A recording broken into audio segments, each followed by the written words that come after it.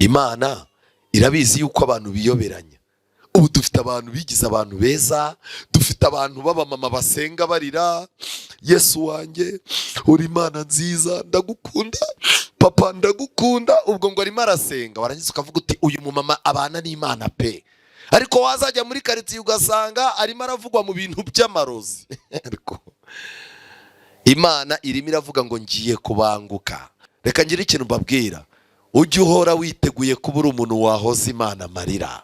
Mu gihe abakobwa babaye ibirara, abasore babaye abanywatabi, abagabo barimo gusenya ingo, abagore bananiranye mu miryango, mu gihe abakristo benshi batangiye kugwa barimo kuzinura Imana n'abapagani, ujye uhinduka umuntu Imana itunga urutoki ikavuga ngo ni umushimu ukuwe mu muriro, umuntu Imana irokoye kubw'amahirwe. Ubu se urashaka kumbwira yuko umuntu wambara ijipo ibonerana yarangiza akambara nabi, yarangiza akavuga ati reka ntege moto ningera mu mujyi nta n'ikintu ngiye gukora, ariko nkatakate ndebe ibigabo byataye kontrole, aho haca ikigabo mbega umukobwa mwiza, ariko nkaba narongoye babahe koko, akazi aragakoze ntagakoze, ni umurozi si umurozi. Abasore baza akakumvisha uburyo agukunda, ngo araryama ngo ntasinzire, yarangiza akakubwira ati rwose ubu ngubu kundeba uku narapfuye rwose tuzabana, yarangiza mukaryamana, mwamara kuryamana ukamuhamagara uti ariko natwite, yarangiza ati reka da ntago naguteye inda, iyo myiteye ndabimenya. Ni umurozi si umurozi. Abantu babwira abantu amagambo abica umutima, abantu babwira abantu amagambo mabi yo kubaca intege mu buzima. Umuntu akakureba wiyiziye gusenga, uri umukobwa wiyambariye, yarangiza akakubwira ati shati wowe atusenge cyane, ati ufite ibyago byinshi byo kubura umugabo. Kamaze kubera iki? Usa nabi ku rusengero. Niwe tugira ufite isura niwe tugira ufite isura mbi. Warangiza kandi ngo ubwo ngo waganira, kuko nukuganira nukuroga umuntu, nukuroga umuntu. Reka ngire ikintu mbabwira, muriya mwari muzi ko ufite umumarayika uhora utera agahinda kandi nawe amwenyuye ntacyo byamutwara. Reba ukuntu uteye, urebe ibyo upanga, urebe ibyo ugenderera, wibaze ngo marayika wawe ahora arira cyangwa ahora aseka. No ku rusengero haba hari abadamu asuhuza umugabo w'abandi akamukubita ibere akamugumana, umugabo yarangiza se ko mwabuze, se umugabo wawe muracyabana cyangwa yaragiye, urabibariza iki? Birakureba. Aba ni abasambanyi baba bahari. Dufite abantu baba bari mu makorari, ukajya kubona ukabona arimo arakora geste yakoraga mu kabyiniro, arimo arazikorera hehe? Ku ruhimbi. Ukabona yireremburishije amaso, ibigabo nabyo bikamureba mu maso, ukagira ngo ni ubutumwa bwabifashije byahehe. Umuntu wese ukangura amarangamutima mabi mu wundi, ku munsi w'urubanza ijuru rizamwita umusambanyi. Kwiringira TV, ubutumwa bwiza kuri benshi, gukizwa kwa benshi. Matayo 24 umurongo wa 14. Nyamatsiko ibaza ngo mbese uzi ukurega? Mbese uzi ukuburanira mu rubanza? Mbese uzi ukurega? Mbese uzi ukuburanira mu rubanza? Hari abantu bicaye hano batazi yuko urubanza rwatangiye. Hari abantu bari hano badashobora gukurikirana ngo bamenye igihe izina ryabo rizagererwaho mu rukiko rwo mu ijuru. Nta muntu n'umwe uri ku isi wahavukiye izina rye ritazatambuka imbere y'Imana ngo abamarayika b'Imana babana nawe ku isi bamutangeho ubuhamya. Ijuru rirebe mu bitabo rimenye uwo muntu aho aherereye, kandi amateka ya wa muntu n'ahazaza he hafatirwa imyanzuro. Nta muntu n'umwe. Mu gihe cya Pawulo yaranditse ngo imanza zatangiriye mu bagize gute? Mu basinziriye, ariko uyu munsi zageze mu bariho. Icyo nagira ngo mbabwire ngiki rero, ufite urubanza waba urwitayeho waba utarwitayeho, kandi mu rubanza rwawe ufite umuntu urimo kukurega. Wowe ufite n'abatangabuhamya, ariko nanone Imana ishimwe hari umuntu wemeye kujya mu mwanya wawe ngo akuburanire, kubona amafaranga yo kumuhemba ntayo wari kubona, byose yabikoreye ubuntu i Karuvari. Arimo aravuga ati uyu muntu ibyo arimo ntabizi, reka njyewe ngerageze kujya mu mwanya we musobanure kandi ngira ikintu mukorera. None nagira ngo nkubaze, buriya wari uzi ko ufite urubanza nubwo urya ukaryama ukisinzirira ukabyuka ukiyambarira ikoti cyangwa igitenge cyiza ukagenda ukajya kunywa ukanywa ibyo ushatse ukarya ibyo ushatse ukitwara uko ushatse? Wari uzi ko ufite urubanza? Wari uzi ko ufite umuntu ukurega ku manywa na nijoro utaruhuka kandi ushaka guhitana ubuzima bwawe? Munyemerere dusenge. Witeka Mana nziza, izina ryawe rihabwa icyubahiro. Dufite urimo kuturega, ariko kubera ko turi abanyamugisha dufite n'urimo kutuburanira. Muri uyu mwanya ibitekerezo byacu, amateka yacu, ingamba zacu zose turabizamuye tubyerekeje mu rukiko rwo mu ijuru ahera, aharimo gukurikiranwa dosiye yacu, kandi nta muntu n'umwe udafite dosiye hano. Muri uyu mugoroba uduhe kuzamura ibitekerezo byacu, tugira amahirwe yo gutekereza ku mahitamo yacu y'ahazaza. Mwuka wawe wera adupfumbatisha ikintu kidasanzwe muri iki cyigisho, tubisabye twizeye mu izina rya Yesu, amen. Bantu b'Imana, muri Bibiliya, muri Zekariya igice cya 3, Zekariya igice cya 3 guturuka ku murongo wa mbere, Bibiliya igiye kutwereka umuntu wari uhagaze, imbere ye hari abantu babiri. Imbere ye harimo urimo kumurega, kandi imbere ye harimo urimo kugira gute, urimo kumurengera. Maze anyereka Yosuwa umutambyi mukuru ahagaze imbere ya marayika w'Uwiteka, na Satani ahagaze iburyo bwe ngo agire gute, amurege. Ikintu kidasanzwe rero, ubwo tugiye mu Byahishuwe 12, Bibiliya igaragaza yuko Satani ari umurezi wa bene data, wabaregaga ku manywa na ryari na nijoro. Kandi nimureba neza, Satani azakomeza kuba umurezi w'abantu. Hano ijambo ry'Imana ritangiye ritwereka yuko uje kurega ni Satani. Uwiteka abwira Satani ati, Uwiteka aguhane yewe Satani, niko ko Uwiteka watoranyije Yerusalemu aguhane. Mbese uwo si umushimu ukuwe mu muriro? Mu magambo make, uwo siwe nari nsigaranye, uwo nguwo siwe warokotse. Hari ibyo utakoze, hari uko utamurwanyije, uyu siwe nsigaye ncungiraho. Reka ngire ikintu mbabwira, ujye uhora witeguye kuba uri umuntu wahoza Imana amarira. Mu gihe abakobwa babaye ibirara, abasore babaye abanywatabi, abagabo barimo gusenya ingo, abagore bananiranye mu miryango, mu gihe abakristo benshi batangiye kugwa barimo kuzinura Imana n'abapagani, ujye uhinduka umuntu Imana itunga urutoki ikavuga ngo ni umushimu ukuwe mu muriro, umuntu Imana irokoye kubw'amahirwe. Umurongo wa 3, kandi Yosuwa yari yambaye imyenda y'iki, y'ibizinga. Ndagira ngo mbabwize ukuri yuko muri uyu mugoroba, ari abapenikoti, ari abadivanisiti, ari abagatulika, amadini yose yemera Yesu nk'umwami n'umukiza, yemera yuko umuntu w'umukiranutsi agomba kuba yambaye imyenda yera ishushanya kwizera nde? Kwizera umwami Yesu. Iyo rero Bibiliya ivuze ngo umuntu yambaye imyenda, abatambyi bagombaga guhagarara bambaye imyenda yera, ariko uyu nguyu Bibiliya iravuga ngo yambaye imyenda y'iki, y'ibizinga. Bishoboka ko ubatizwa ijuru ryakwambitse ikanzu yera. Bishoboka ko igihe watangiraga iby'agakiza ugatandukana n'ikibi n'igisa nacyo, ijuru ryakwambitse ikanzu yera. Ariko kubera kubana na Satani, kubera kubana n'abantu bakorerwamo n'imyuka mibi, bagiye bakujugunyaho imyanda, ugeze ku rwego uhagarara imbere y'Imana, ariko bikagaragara ko ufite iki, ikizinga. Ikibazo ufite ni ikihe?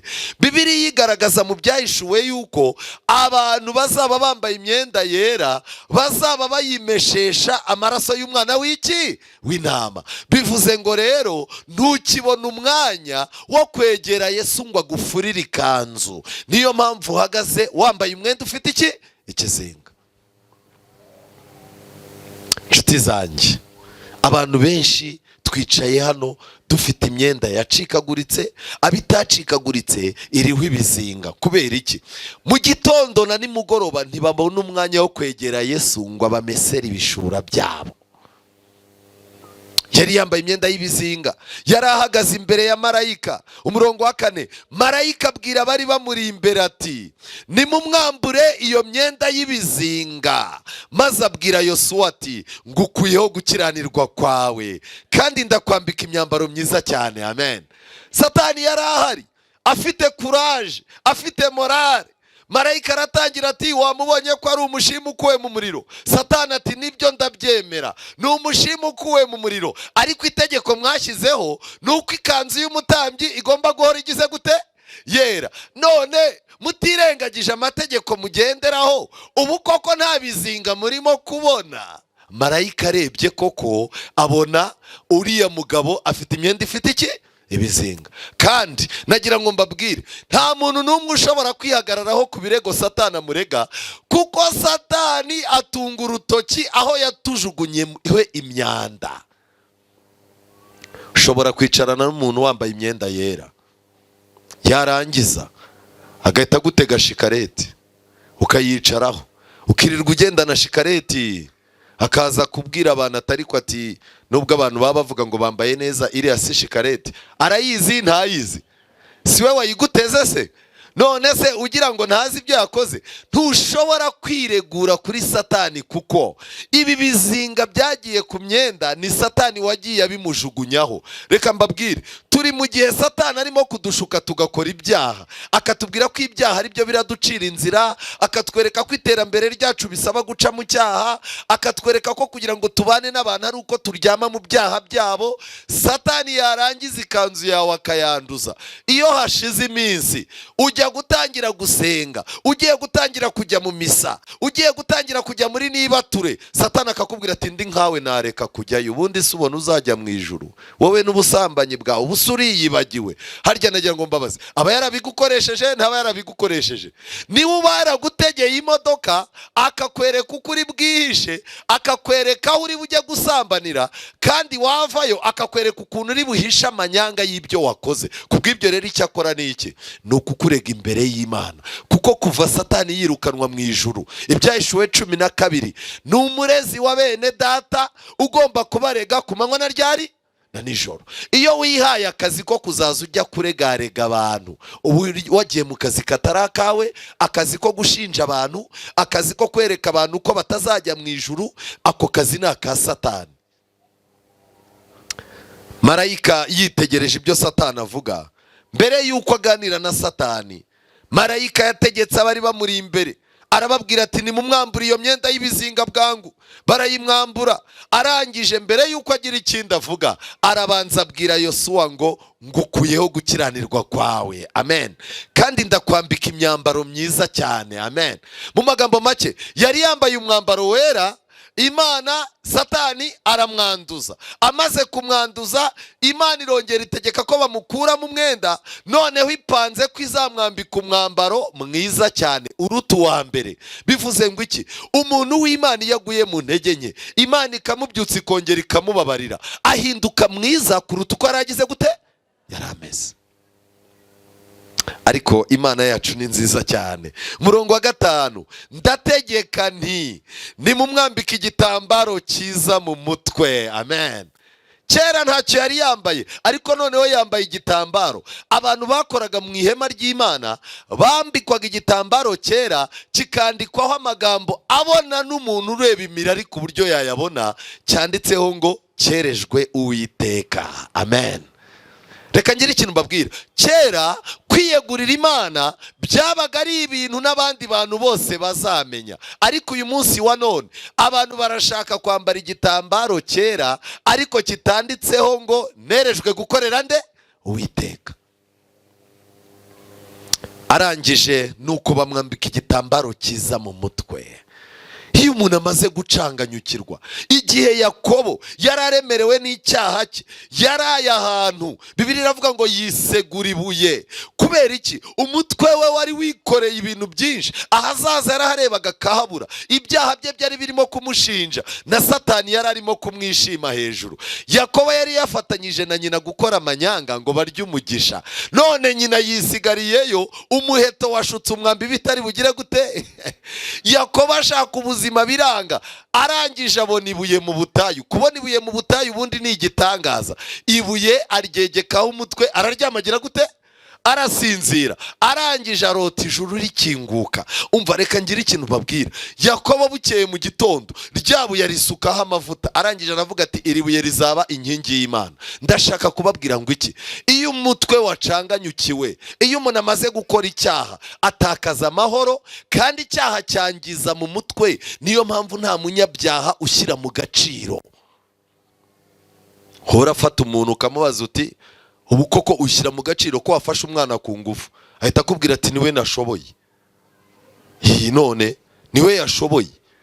Kubera iki? Nta munyabyaha ushyira mu gaciro. Icyo Imana ikorera umuntu wihannye rero, irabanza wa mutwe ikawuhindura, ikamwambika igitambaro. Ndasaba Imana muri uyu mugoroba ngo abaremerewe n'ibibazo, abantu ibyaha byabo birimo gushinja ku buryo imitwe yabo idatuje, ndasaba Imana ngo ibambike igitambaro.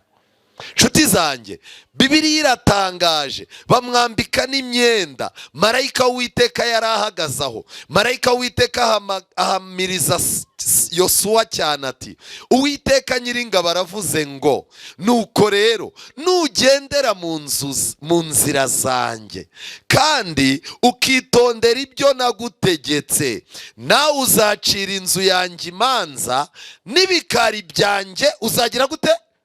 Kondisiyo zo kurinda ibikari by'Imana. Ubundi ibikari by'Imana ni itorero ryayo. Imana yavuze ngo iki? Nugendera mu nzira zanjye. Icyo ni icya mbere. Icya kabiri, ugakomeza amategeko, ibyo nagutegetse.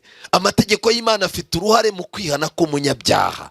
Icya gatatu, uzaba ufite amahirwe yo gucira imanza inzu yanjye. Kandi icya kane, uzarinda ibikari byanjye, nanjye nzagushyira mu byegera muri aba bahagaze aha. Amen. Abari bahagaze ni bande? Ni abamarayika. Ariko nagira ngo mbabaze, ni ryari tuzahagararana n'abamarayika imbona nkubone? Igihe intambara ikomeye izaba irangiye, Kristo anesheje, abari abanyabyaha duhaye ubugingo buhoraho. Icyo gihe tuzarebana n'abamarayika amaso kuki? Ku maso. Nibwo uzabonana na marayika wawe wakurindaga, akubwira ati umunsi uvuka nari impari.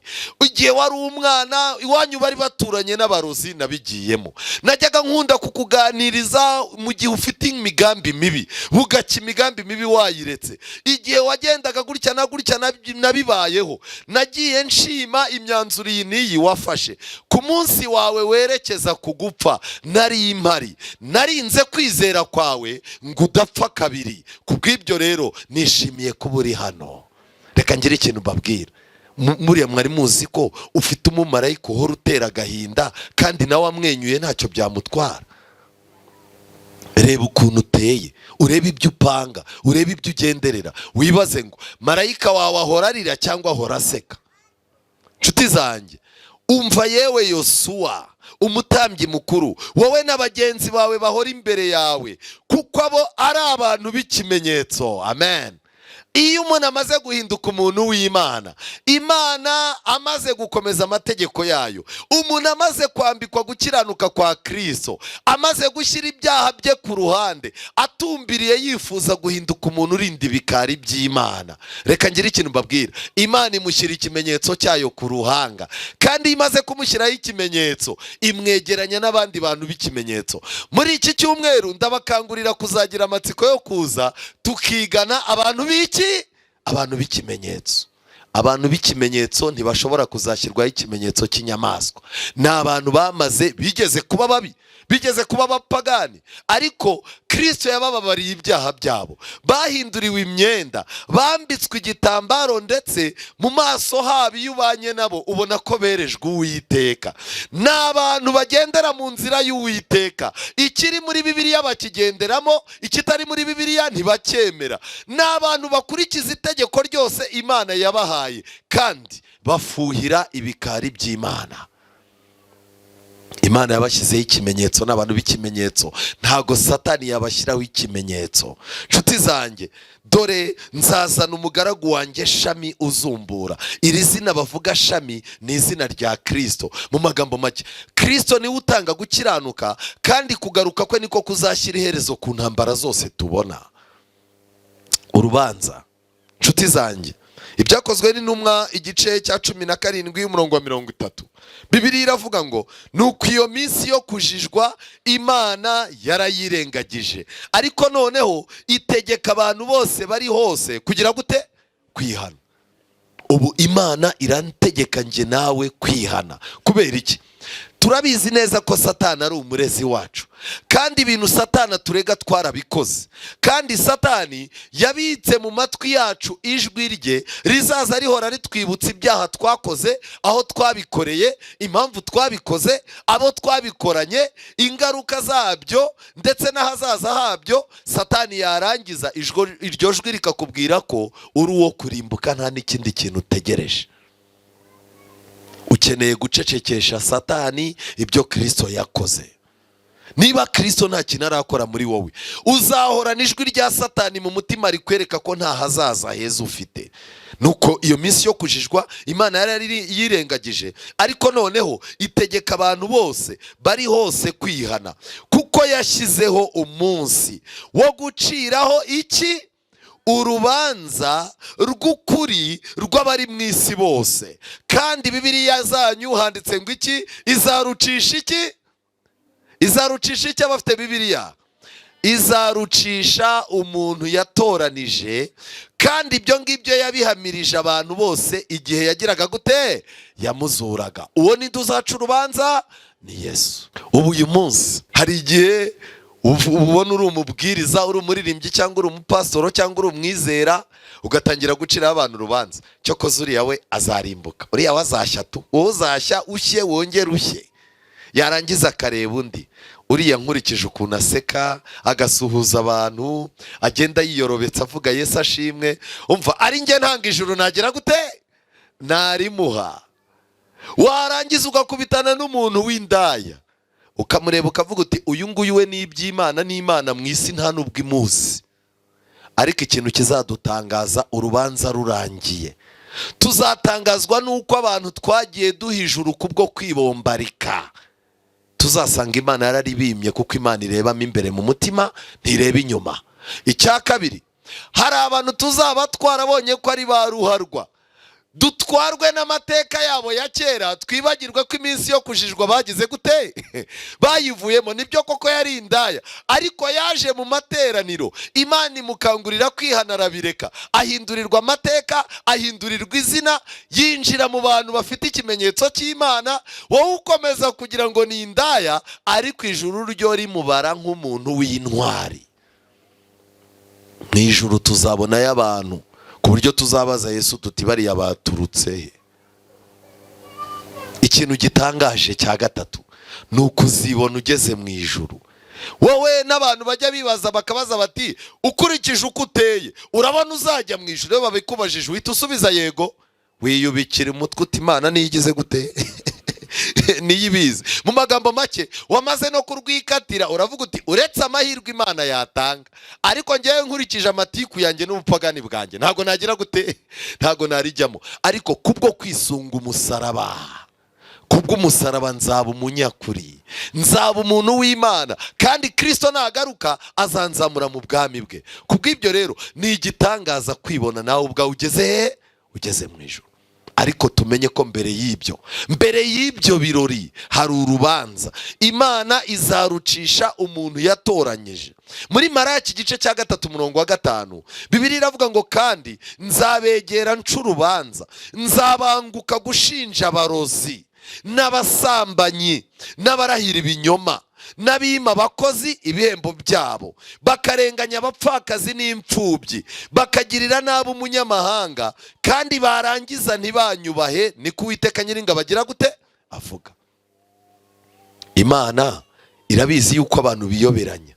Ubu dufite abantu bigize abantu beza, dufite abantu b'abamama basenga barira, Yesu wanjye uri Imana nziza, ndagukunda papa ndagukunda, ubwo ngo arimo arasenga, warangiza ukavuga uti uyu mumama abana n'Imana pe. Ariko wazajya muri karitsiye ugasanga arimo aravugwa mu bintu by'amarozi.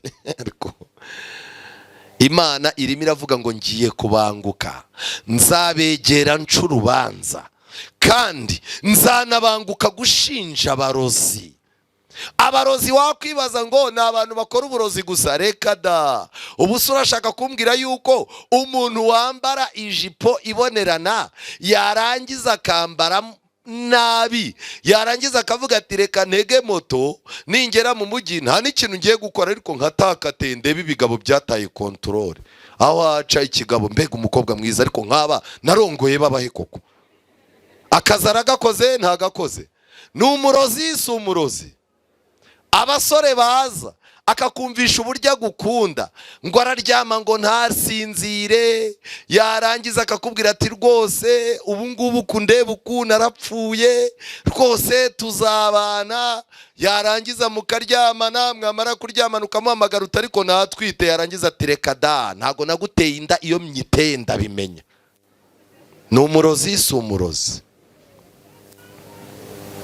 Abantu babwira abantu amagambo abica umutima, abantu babwira abantu amagambo mabi yo kubaca intege mu buzima. Umuntu akakureba wiyiziye gusenga, uri umukobwa wiyambariye, yarangiza akakubwira ati shati wowe atusenge cyane, ati ufite ibyago byinshi byo kubura umugabo. Kamaze kubera iki? Usa nabi ku rusengero. Niwe tugira ufite isura niwe tugira ufite isura mbi. Warangiza kandi ngo ubwo ngo waganira, kuko nukuganira nukuroga umuntu, nukuroga umuntu. Abantu bacuruza ibiyobyabwenge, abantu bacuruza ibiyobyabwenge, abantu bafite ibintu byose bishobora gutuma umuntu adatekereza neza, Bibiliya ibita abarozi. Hano hari abasambanyi. Abasambanyi ntabwo ari abasambana gusa bakoresheje ingingo z'umubiri, abantu bareba filime za pornography, indirimbo z'abantu bambaye amakariso, abantu bicara bakagira ibintu bakora byo gukangurira uba n'irari ry'abandi bona nubwo baba batabikora, ndetse n'abandi bantu boherezanya utuntu tw'utumesaje dutuma umuntu yangirika mu mutwe, urukundo rwaho rwari ruri ntirube ruhari. Muri abasambanyi. No ku rusengero haba hari abadamu asuhuza umugabo w'abandi akamukubita ibere, akamugumana, umugabo yarangiza se ko mwabuze, se umugabo wawe muracyabana cyangwa yaragiye, urabibariza iki? Birakureba. Aba ni abasambanyi baba bahari. Dufite abantu baba bari mu makorari, ukajya kubona ukabona arimo arakora geste yakoraga mu kabyiniro, arimo arazikorera hehe? Ku ruhimbi. Ukabona yireremburishije amaso, ibigabo nabyo bikamureba mu maso, ukagira ngo ni ubutumwa bwabifashije byahehe. Umuntu wese ukangura amarangamutima mabi mu wundi, ku munsi w'urubanza ijuru rizamwita umusambanyi. Bibiliya Imana irimo iravuga ngo nzabanguka mpane nshinje abantu barahira ibinyoma. Ikindi, abima abakozi ibihembo byabo. Abantu baraha bambuye abakozi mu nganike. Hari ukuntu umukozi ajya guhembwa neza, habura gato agatangira ati rero mabuja, ejo bundi nzajya iwacu mu cyaro, amezi abaye 5 byibuke, napanze ko nzagera iwacu nkahita ngura ihene ebyiri, mama nkamugurira inkweto, papa nkamugurira ikoti ku gasoko. Warangiza ukabaruti harya nangahe nguhemba, ati mabuja ni 20 ku kwezi. Ayo yose ra subwo nayemeye nanyweye nari nasinze. Kavuga uti rero urayama n'amezi 5, bireke turaza kuvugana. mudamu akinjira mu cyumba, shitani akamubwira ati aya mafaranga ni menshi, agatangira ati teremusi waje ari zingahe? 6 mabuja. Harya hasigaye zingahe? 2. ubwo izindi ndazigukata kuko waje nzikwereka. Abana banjye naraje nsanga ibiryo watetse byashiririye. Harya ibiryo birahenda hano imuhanga? Yego birahenda. Yabare washiririje kangahe? Akandika. Nakubwiye yuko utazaza urya ku nyama, naraje nsanga ari 3, ikiro kivamo inyama 8. Urabyemera? Ndabyemera mabuja. Ariko n'abahungu bawe oya ceceka ntabyo nkubajije. Akabara. Yarangiza ati kubera ko nabwo ndi umuntu w'Imana, hasigayemo 6,000 by'itike ikugeza iwanyu. Ariko umuntu akazaza ubona ari mu materaniro, yagiye mu misa, yagiye muri nibature, aranasenga akajya mu mwuka. Imana igiye gushinja abantu bose bakoresheje abantu bakabambura. Iki cyaha hari uri bugisimbuke muri twe. Imana irangije iravuga ngo abantu barenganya abapfakazi bakababonerana. Umuntu yamara gupfusha umugabo ugatangira ukagiwe, ugatangira kuzaza ushaka kumugerageza ngo umusambanye, ugaprofita intege nke z'ibibazo afite, udusambu twukazaza utugura, warangiza ugatangira umwana w'imfubyi ukamubuza amahoro n'amahwemo kuko nta kivugira gifite. N'abantu batubaha Imana. Nshuti zanjye, Satani nk'uko yaregaga Yosuwa n'ab'ubwoko bwe, niko no mu bihe byose arega abantu bashaka imbabazi n'ubuntu by'Imana. Satani ni umurezi wa bene data, uhora barega ku manywa na nijoro. Urugamba ruhora ruhinanye ku muntu wese wacunguwe agakurwa mu butware bw'ikibi, kandi izina rye rikaba ryanditswe mu gitabo cy'ubugingo cy'umwana w'intama. Uwo muntu agomba kwibasirwa. Kubera iki? Ntabwo umuntu wakiriwe mu muryango w'Imana abura gutera umwanzi kumurwanya akomeje. Ariko uwari ibyiringiro bya Isirayeli mu gihe cya Yosuwa, akababera umurinzi, akabatsindishiriza kandi akabacungura, niwe byiringiro by'itorero muri iki gihe. Amen. Igihe cyose Satani arwanyije itorero, arwanyije umwizera w'itorero, amucyurira kubw'ibyaha byahise, amwereka ko atazajya mu ijuru, wa wundi wategetse ko Yosuwa yambikwa ikanzu yera n'igitambaro mu mutwe, yiteguye gufasha umwizera. Ni ikosa rikomeye kwiyumvamo yuko mu itorero utahasabira Imana imbabazi ngo ikubabarire, ukajya gushakira imbabazi mu bihanamanga. Uba ugaragaje ko Imana yawe idakorera ahantu hose. Imana ibera hose icyarimwe.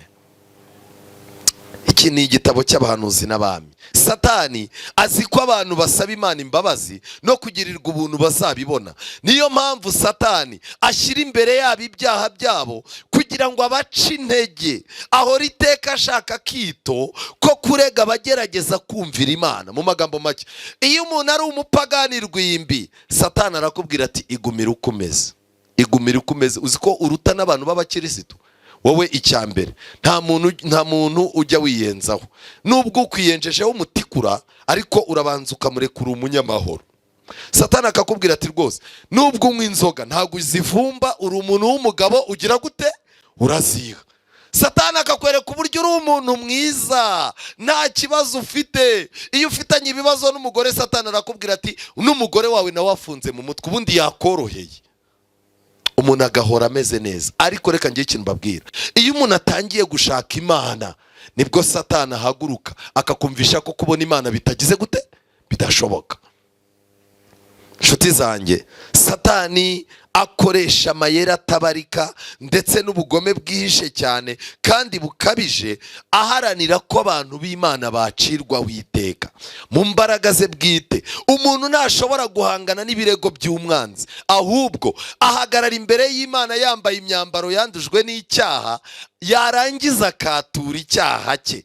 Ariko Yesu umuvugizi wacu we ahazana kwinginga gufite umumaro, asabira abantu bose bamuragije ubugingo bwabo. Muvuge ngo amena. Umuntu utarigeze afata ubuzima bwe, abanjye ndabazi, nabafite iki? Ikimenyetso.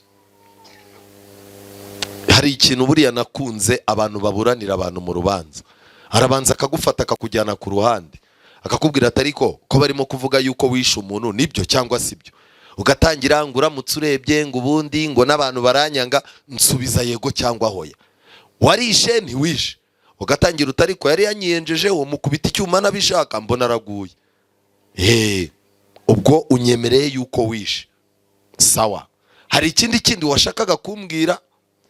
Kimwe mu bintu byantangaje, umuntu kuburanira iyo hari amakuru wamuhishe, mu gihe barimo kuburana barimo kurega akumvamo ingingo atagize gute atazi, arababwira ati mube murusubitse tubanze tubyigeho neza. Akaguhamagara ati iriya ngingo urayizi? Ugatangira uti yego nibyo nari naribagiye kubikubwira. Akakubwira tumva rero, niba utazambwira ibintu byawe byose ngo menye uko nkuburanira, uzashaka undi ugira gute kuburanira. Na Yesu niko ameze.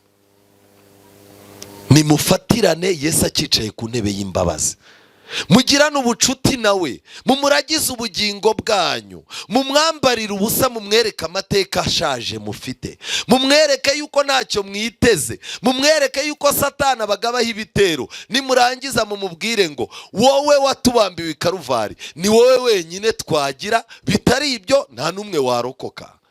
Numuragize ubugingo Kristo, ubugingo bwacu buhishanywe na Kristo hehe? Mu Mana. Hano haranditse ngo Kristo arababuranira, kandi kubw'ingingo zifite ububasha z'i Karuvari atsinda umurezi wabo. Amen. Kristo akoresha ingingo z'iwawe, akoresha amagambo yawe. Iyo Kristo agiye gucecekesha Satani akoresha kwirinda kwawe? Oya, akoresha ingingo zisobanutse z'i Karuvari. Amen. Aratangira akavuga ati nibyo koko uriya muntu yaribye, nibyo koko ni indaya, kandi uburaya bwe yabukoze ari wowe wabumuteye. Ariko wibuke ko i Karuvari igihe nabambwaga ku musaraba, igihe bapfumuraga ibiganza byanjye, buriya gupfumuka kw'ibiganza byanjye, uriya ni imanzi iciye hehe? Mu biganza byanjye. Ntiwantandukanya nawe. Kubw'ibyo rero bya bindi nakoze bigiye kujya mu mwanya w'ibyo yagombaga guhanwa, kugira ngo uko nari imeze mbere nawe aba ariko azafatwa. Ngiki cyo bita gutsindishirizwa n'ubuntu kubwo kugira gute? Ko kwizera. Ibi bintu amadini ntabifitiye umwanya. Kubera iki? Abantu barimo barashaka kubyina mu nsengero, abantu barashaka babwiriza bababwira ibintu byiza. Wowe Imana ivuze ko uzajya muri Amerika, sema amena. Muri uru ruhande wowe mama, Imana inyeretse ko nubwo utajya ubyara ugiye kuzaza ubyara tubiri, ubwo nitungahera. Agahindukira muri uru ruhande hari umukobwa barakubenze bavuga ngo uri mubi ngurananutse, Imana iguhaye umugabo ubyibushye, Imana inyeretse ubaye ikimama kibyibushye, sema amena. Hari umuntu uri hano uri mideni rya banke, Imana inyeretse ko imwishyuriye ideni, imuguriye igipangu, vuga ngo amena. Wowe wicaye uri mideni, rambura ikiganza. Aho harakarambura ikiganza, akira umutungo ndawakiriye. Ariko kambabwire, ibi bintu ni nko kwikirigita ugaseka. Ibi ni ubwesikoro bugiye kurangira vuba. Uretse ko na leta y'u Rwanda nayo ntibishyigikiye. Abantu niba bagiye gusenga Imana nibasenga Imana, niba ari ukwihana bihane, bahinduka abantu baha abaturage amahoro, kandi batozwe gukora, kuko umuntu udakora Satani amushakira icyo agira gute? Ngiki cyo leta ishaka. Ariko ibintu byo kuvuga ngo umuntu nareke gukora ngo Imana imuhaye viza muri Amerika, muri Amerika niho haba abanebwe. Nshuti zanjye nimukanguke, mukeneye kwiga uko umunyabyaha aronka Kristo, uko umunyabyaha afata ubugingo bwe akabushyira mu biganza bya Kristo, n'uburyo umunyabyaha ahindurirwa imyenda y'ibizinga akambikwa imyenda yera. Kumvira amategeko y'Imana k'uwo muntu gutunganye kwamuhaye ububasha bwose mu ijuru no mu isi, kandi asaba kugirira imbabazi no kwiyunga n'umuntu wacumuye. Yesu yakomeje amategeko 10 yose y'Imana, kandi ibyo yakoze i Karuvari bimwemerera kunga umuntu n'Imana. Abwira uwaregaga ubwoko bwe ati Uwiteka guhane yewe Satani, aba nabo naguze amaraso yanjye n'imishimu ikuwe mu muriro, kandi abamwishingikirizaho mu kwizera uwo nguwo Yesu abaha ibyiringiro ati ngukuyeho gukiranirwa kwawe, kandi ndakwambika imyenda myiza cyane. Satani aba yiteguye kubarega nk'uko yari yiteguye kurwanya Yosuwa. Atunga urutoki imyenda yabo y'ibizinga, ariyo mico yabo yanduye. Yerekana intege nke zabo, akerekana ubupfapfa bwabo, ibyaha byabo byo kudashima Imana, kuba badasa na Kristo, kandi ibyo bikaba byarasuzuguje n'umucunguzi wabo. Satani ashishikarira kubatera ubwoba kubwo gutekereza ko ibyabo nta garuriro bifite, ndetse ko ibizinga byo kwandura kwabo bitazigera byuhagirwa ngo bikurweho. Iyo Satani akora atyo, aba yiringira kurimbura ukwizera kwabo kugira ngo batwarwe n'ibishuko bye ndetse bareke kubaha Imana. Ndashaka yuko uyu mugoroba wumva yuko ukeneye kubohoka ku Mana. Ukeneye gufata ubugingo bwawe ntubugumane, kuko iyi muhanga iri bugusaze. Warwanye intambara mu bihe byahise, ariko noneho tugeze aho rukomeye. Nutaba umuntu w'Imana uraba indaya, nutaba umuntu w'Imana uraba umujura, nutaba umuntu w'Imana uraba umwicanyi, nutaba umuntu w'Imana urahinduka umuntu ubayeho yihebye. Ubugingo bufate, ubukure mu biganza byawe, kuko ntugishoboye kuburinda. Ubuhereze Yesu, umubwire uti njye nta byanjye, ngiye kwizera ibyawe. Nshuti zanjye, muri uyu mugoroba nagira ngo mbabwire ikintu gikomeye. Satani yegera abantu b'Imana, yarangiza akavuga ngo Satani azi neza ibyaha yateye ubwoko bw'Imana gukora. Abarega avuga yuko ibyaha byabo bakuyeho uburinzi bw'Imana, avuga ko bakwiriye gucibwa ntibagirirwe ubuntu. Ndetse noneho ngo Satani aravuga ati mbese aba nibo bantu bagomba gufata umwanya wanjye mu ijuru? Ariko mwiriwe, uzi ko Satani hari igihe yitegereza umudamu akamureba ibintu yikora. Satani akabwira ijuru ati ko njyewe ndaburana, uriya niwe mwapanze yuko azajya mu mwanya nirukanywemo, ko agira ishyari nk'uko nanjye ndigira, akaba adakunda Imana nk'uko nanjye biteye, akaba afite uburakari n'ubugome buhishe nk'uko nteye. Ubu uyu niwe mukandida wazansimbura mu mwanya nari nicayemo. Mbese aba ni abantu bagomba gufata umwanya wanjye mu ijuru, ndetse n'umwanya w'abamarayika bifatanyije nanjye. Bavuga ko bubaha amategeko y'Imana, ariko se bakurikije amabwiriza yayo? Mbese ntibabaye abikunda aho gukunda Imana? Aba bantu mbese inyungu zabo bwite ntibazirutishije umurimo wayo w'Imana? Mbese aba bantu ntibakunze iby'isi? Reba ibyaha byaranze imibereho yabo, reba kwikanyiza kwabo, ureba ubugome bwabo n'uburyo bangana. Mbese Imana izanca imbere yayo n'abamarayika banjye, ariko igororera abakoze ibyaha nk'ibyo twakoze? Uwiteka ntashobora gukora ibi mu butabera. Ubutabera busaba ko batsindwa n'urubanza. Satani ingingo ze zirumvikana ntizumvikana? Abakurambere n'abantu zipaje 548. Hari igihe tureba turi mu nsengero, amanyanga dufite, ubweskoro, uburyo amateraniro tuyarenzaho ubupagani. Satani yarangiza ati ariko njyewe ndarengana, ko mbona n'ubundi ibyo nakoraga ari byo barimo gukora.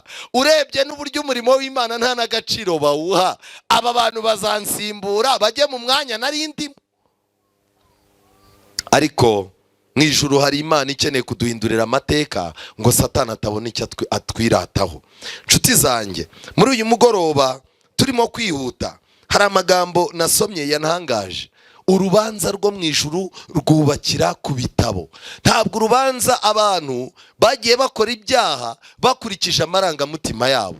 Ntabwo urubanza rwo mu ijuru narwo rukurikiza amarangamutima y'abantu. Oya, Bibiliya ibigaragaza neza yuko muri Daniyeli igice cya 7, Daniyeli yeretswe imbere y'umukuru nyiribihe byose. Hari abantu benshi umuntu adashobora kubara, ngo imbere yabo hari umuriro hagati y'uwo mukuru nyiribihe byose n'abo bantu.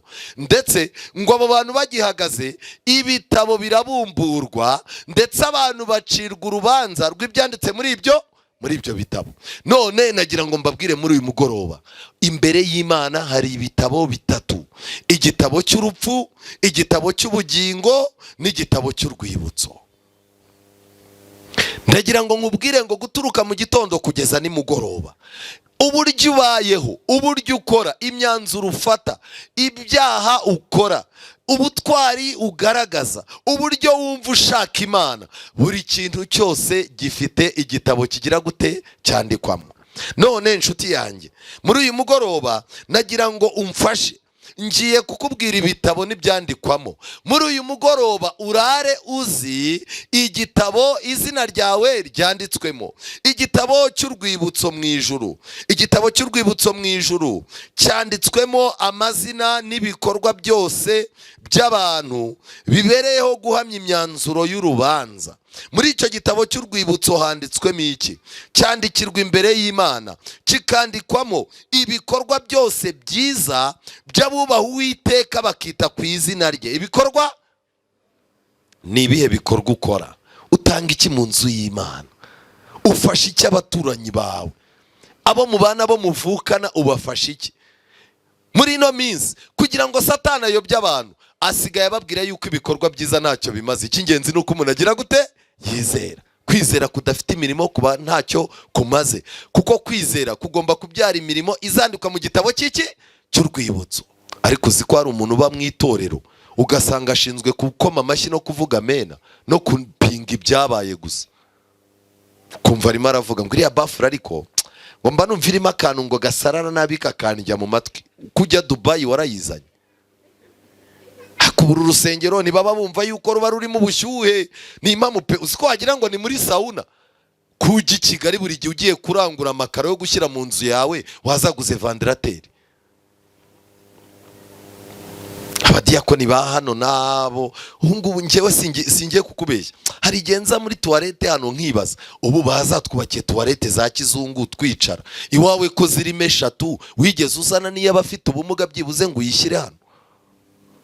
Kanjye ikintu babwira, umuntu udafite imirimo, nta muntu utanditswe mu gitabo cy'urwibutso ushobora kujya mu gitabo cy'ubugingo. Ariko nanone nta muntu utanditswe mu gitabo cy'ubugingo wagira ibyandikwa mu gitabo cy'urwibutso. Igitabo cy'ubugingo cyanditswemo amazina y'abantu bose bagize uruhare mu murimo w'Imana. Muvuge ngo amena. Yesu yabwiye abigishwa bati, mwishimire yuko amazina yanyu yanditswe mu ijuru. Pawulo avuga iby'abakozi b'indahemuka bakoranye nawe ati, amazina yabo yanditswe mu gitabo cy'ubugingo. Iki gitabo cy'ubugingo kandi kijyamo amazina y'abantu babyawe ubwa kabiri. Amen. Nshuti zanjye, noneho rero wakwibaza, nyuma yaho reka tubanze twinjire. None se muri iki gitabo twahoze tubona nanone cy'urwibutso cyanditswe mu iki rero?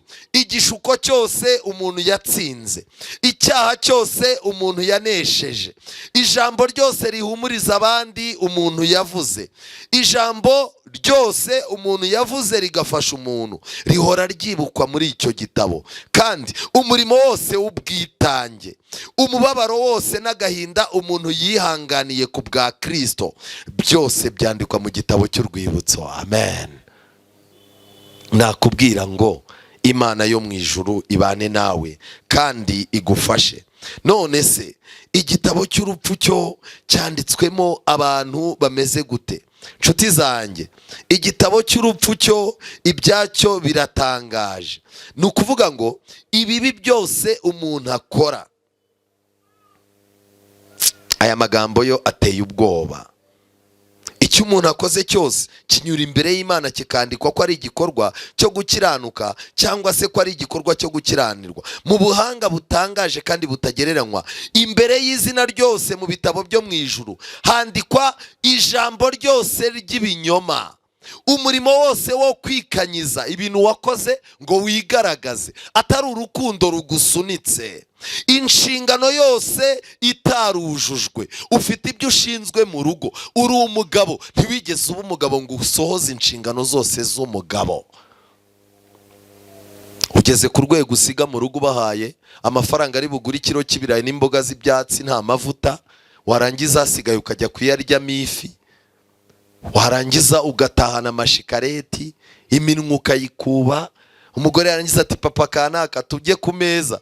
Hoya umva, naturutse kare naguwe nabi rwose, nagugaye n'ubu ngo ahubwo njyewe munyihera utuzi dushyushye. Agiye kutumanura ku ifi, araratura umubiri ku mugore uraye atariye, kuko yahashye ibiro 2 kandi yabyaye indahekana z'abana 7. Ubwo so umugore arayariye? warangiza ngo uri umugabo wajya muri salon de coiffure bakakogosha ubwanwa, nawe kuri salon de coiffure bakandika ngo abagabo babogoshera 1000, abagore 500, nawe wareba kuko bakogosha ubwanwa ngo uri umugabo. Ntabwo uri umugabo. Umuntu utuzuza inshingano yandikwa mu gitabo cy'urupfu. Niyo mpamvu mu ndirimbo bavuga ngo kutita ku nshingano bitesha iki agaciro. Uri umugore wakagombye kwicara mu rugo ugacungana n'abana bawe, ugasabira umugisha umugabo wawe ngo aho yagiye gupagasa agira icyo atahana, ukamenya yuko ari wowe ahazaza h'imico y'abana hashingiye, ukareka ibintu byo guhora uzenguruka mu ngo z'abandi urimo guhamagara ku matelefone abashatse neza ubabwira ko wowe washatse nabi. Ntabwo uri umugore. Umuntu akaba afite inshingano mu nzu y'Imana ahaboneka ku munsi w'amateraniro gusa. Inshingano itujujwe, icyaha cyose gikorerwa mu rwihisho, imiburo yoherezwa n'ijuru cyangwa gucyaha kwirengagijwe. Iyi Imana ikuzanye mu materaniro nk'aya ikagusaba gufata umwanzuro ukawureka kubera ibyaha urimo gupanga gukora, ijuru ryandika mu gitabo cy'urupfu yuko uri umukandida mwiza wo kutajya mu bwami bw'Imana. Kuko imbaraga yakoresheje, Imana yakoresheje imbaraga zayo zose ngo igukize. Nshuti zanjye, imbaraga zose zakoreshejwe mu kwimakaza ibyiza cyangwa ibibi ndetse n'ingaruka zabyo zikomeye, byose byandikwa n'abamarayika. Icyaha cyose kiticujijwe cyandikwa mu izina ryacyo. Ntabwo ijuru uziba ngo rivuge yuko wapyese. Ntabwo uzashaka umugore wa gatatu w'indaya ngo ijuru nirirangiza ryandike ngo washatse deuxième birohoya. Ijuru icyaha cyandikwa mu izina ryacyo. Nshuti zanjye, muri uyu mugoroba nagira ngo ugire umwanya wo gutekereza ibyo urimo gukora ko birimo kwandikwa. Urubanza izina ryawe nirigerwaho, ese bazabumbura ikihe gitabo? Hari abantu benshi bibwira yuko bari mu gitabo cy'ubugingo, bazashakwa amazina yabo babure. Avuga ati oya, nimurebe neza, nimurebe mu gitabo cy'urwibutso ko numva nari umuntu ukora ibintu byiza. None nababwiye ngo iki? Nta muntu wajya mu gitabo cy'urwibutso atashyizwe mu gitabo cy'iki cy'ubugingo. Iyo udafite Yesu, iyo utihannye, iyo utaretse ibyaha byawe, ibikorwa byiza byose wakora hanze no mu rusengero, nta hantu bigira gute byandikwa. Uyu mugoroba ndifuza kwerekeza ku musozo mbabwira amagambo akomeye. Abaroma igice cya 8:33. Imana muri uyu mugoroba iradusaba kwihana. Icyo waba uri cyo cyose, uwo waba uri we wese, nagira ngo nkubwire ngo uhisha ibicumuro bye ntazagubwa neza. Imana irimo iraguhamagara ngo uhindukire, ureke inzira mbi urimo, ushaka umwami Yesu. Imana igukureho ibizinga, kuko nubwo abantu batabibona ariko ufite ibizinga.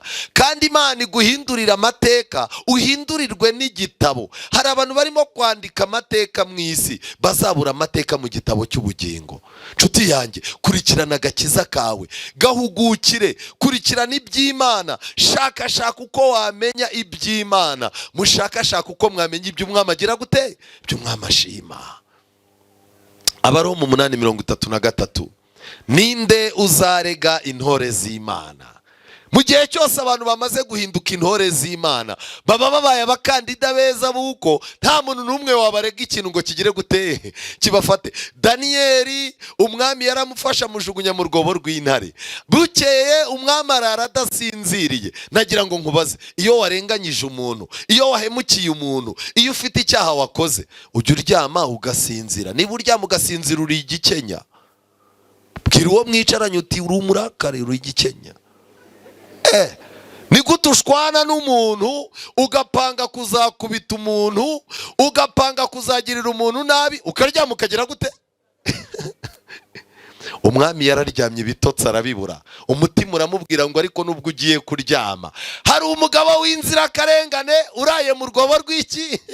Arangije aravuga ati rero ubwo umutima urimo kubinshinja, nanjye sindi bugire gute, sindi buryame. Nawe ngo yaraye agenda, mu gitondo yarazindutse aragenda ajya ku rwobo rw'intare, yumva intare ziratuje, aravuga ati ubuzamumaze.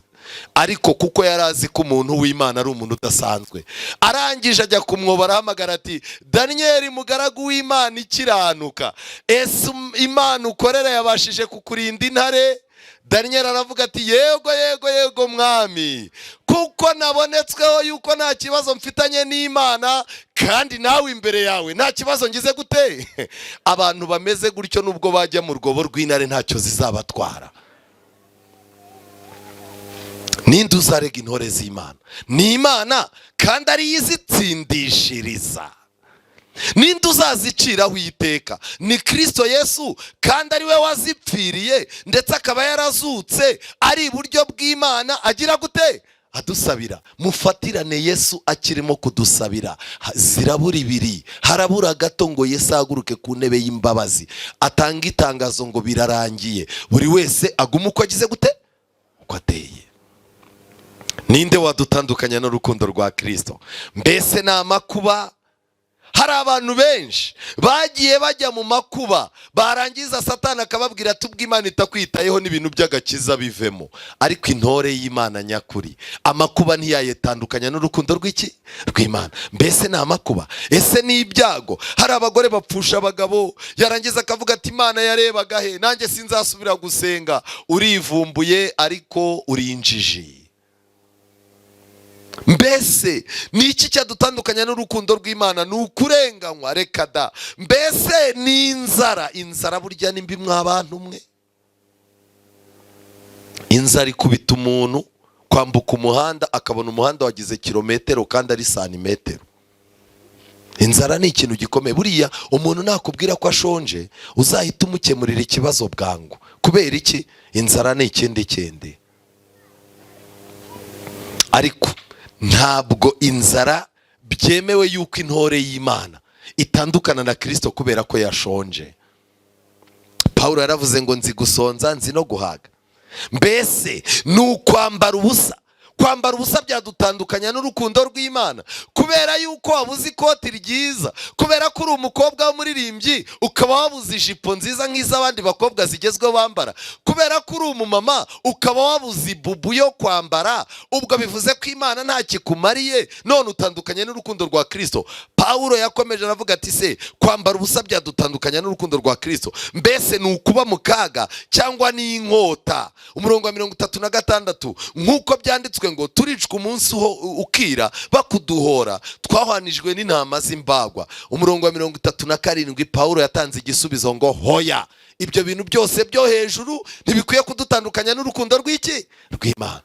Kubura icyo kwambara, kugira inzara, guteshwa agaciro, kugira gute, ntibikwiye kugutandukanya n'Imana. Oya, ahubwo muri ibyo byose turushishwaho kunesha n'uwadukunze, kuko menye neza yuko naho rwaba urupfu cyangwa ubugingo cyangwa abamarayika cyangwa abategeka cyangwa ibiriho cyangwa ibizaba cyangwa abafite ubushobozi cyangwa uburebure bw'igihagararo cyangwa uburebure bw'ikijyepfo cyangwa ikindi cyaremwe cyose, bitazabasha kudutandukanya n'urukundo rw'Imana ruri muri Kristo Yesu umwami wacu. Muvuge ngo amena.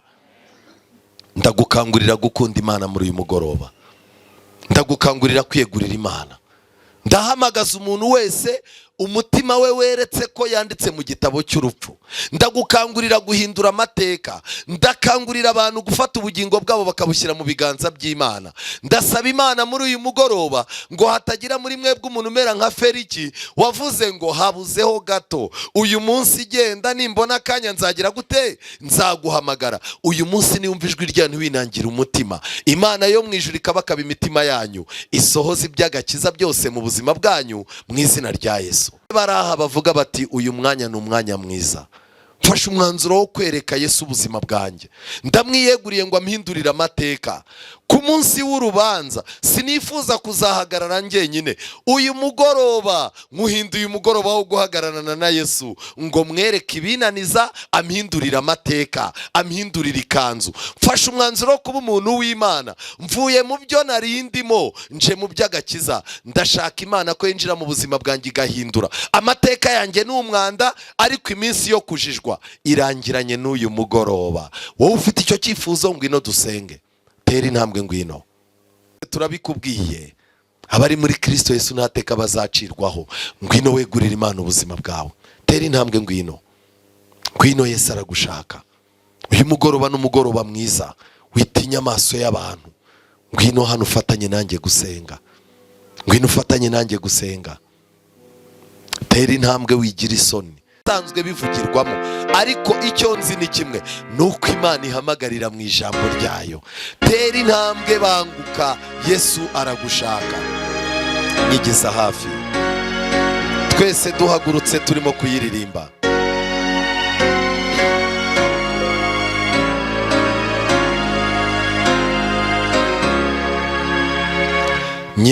Nyigeza hafi, mbane nawe, ntacyandutira kubana nawe. Ngumisha mu gituza cyawe, misha nibere mu buhungiro. Misha nibere mu buhungiro. Nyigiza hafi, ntacyo mfite. Tera intambwe, Yesu aragushaka. Tera intambwe, Yesu araguhamagara. Ngwino umubere inshuti, ngwino umubere umwana. Afite ikanzu yera, ngwino ayikwambike. Mushavuye makuhagizwa amaraso yawe, makuhagizwa amaraso yawe. Nyigiza hafi, Mwami wanjye. Nishimiye gucika ku byaha. Wowe ufite gahunda nziza yo gucika ku byaha, wigira isoni, ngwino Yesu akubashishe. Tera intambwe, bigerageze. Ndeke kwifuza, ndetse ndeke n'ubwibone. Ume Yesu, Mwami wambambiwe. Ume Yesu, Mwami wambambiwe. Nyigiza hafi, zihumeka, kugeza ubwo nzagera budapfa. Maze mu bihe bidashira, nzibere hafi y'Umwami wanjye. Nzibere hafi y'Umwami wanjye.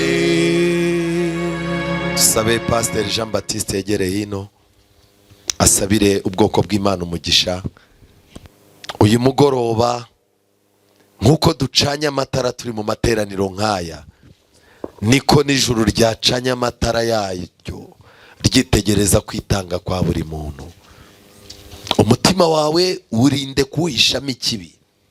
Bwira umutima wawe uti, mutima wanjye ntunshuke, kuko umutima w'umuntu urusha ibintu byose gushukana. Wizeza umuntu ko ari muzima kandi agiye kurimbuka. Wizeza umuntu ko ntacyo bitwaye kandi ibye byaracitse. Ndakuburarika muri uyu mugoroba ngo utahe unabitekereza. Nkeneye Yesu, nkeneye imyenda ye, nkeneye kurengerwa nawe, nkeneye amaraso ye, kandi nanone nkeneye kubeshwaho n'izina rye. Imana ibahe umugisha.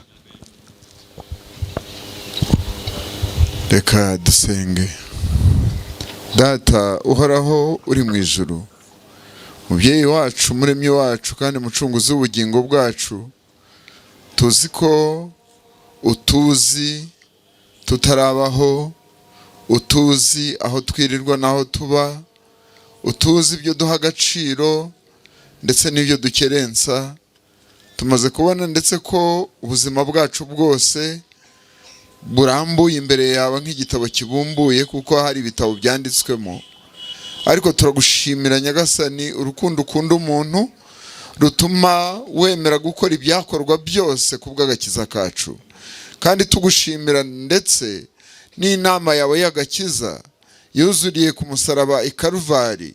N'uyu munsi Kristo akaba atubereye ahera cyane, kugira ngo abemera Nyagasani kumeshesha ibishura byabo byo gukiranirwa kwacu, twese tubashe kubabarirwa nawe.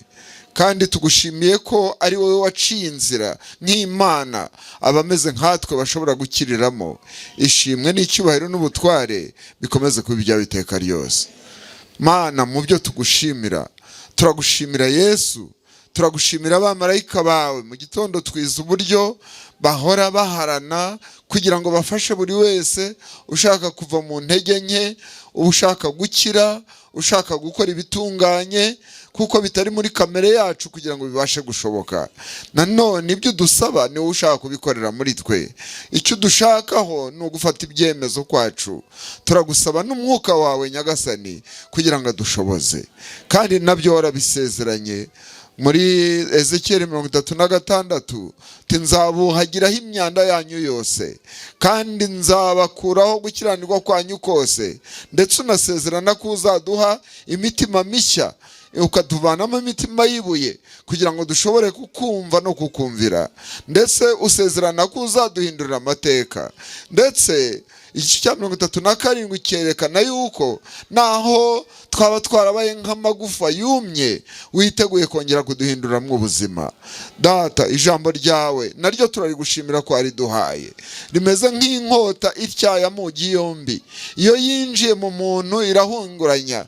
Turagusaba kugira ngo ijambo ryawe ritsinde imitima yacu, tubashe kwimenya nk'uko tuzi, tubashe gusobanukirwa n'intege nke zacu ndetse n'ubupfapfa bwacu, kugira ngo Nyagasani ubwo hari nk'udukize twemere gukizwa nawe.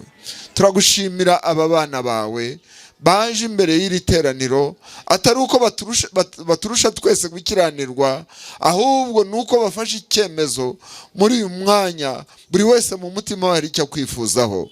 Tuzi ko uri Imana ireba kandi ugahinguranya no mu mutima w'umuntu. Data, turifuza gusibisha ibyaha byacu. Turifuza Nyagasani ko abana bawe, buri wese uhagaze imbere y'iri teraniro, buri wese uhagaze imbere yawe mu mutima we, aho ahagaze agufungurira umutima we, akwinginga. Data, duhesha umwuka wawe utuma twisobanukirwa, kandi ibiganza byawe byaturemye, ibiganza bya Yesu byakubiswe imisumari kugira ngo tubashe gukira. Ibyo biganza bidukozweho kugira ngo tubashe guhumanurwa rwose. Turagushimye ko ufite uwo mugambi wo kudukiza. Natwe duhagaze aha ngaha kugira ngo tuwemere. Ngaho umwuka wawe rero asohoreza iby'ubushake bwawe muri twebwe. Abumvise iri jambo bose bakaba barwana n'umutima, baba bari muri iri teraniro, baba bari ku muhanda no mu ngo zabo n'ahandi bagenda, umwuka wawe akomeza umurimo yatangiye mu mitima yabo, kandi hamwe no gutsindwa kw'imitima yabo, Data, utwimure mu bitabo bitandukanye, maze amazina yacu akomerezwe mu gitabo cy'ubugingo.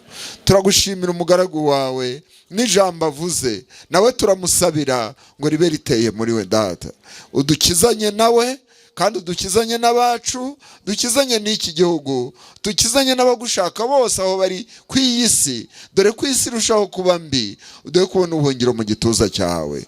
Urakoze guhakitira ijambo rikavugirwa mu mpinga y'uyu musozi, reka gikize abanyarwanda benshi Nyagasani, reka riduhindurire amateka mubyeyi, reka riduhindure ibyaremwe bishya mu izina rya Yesu.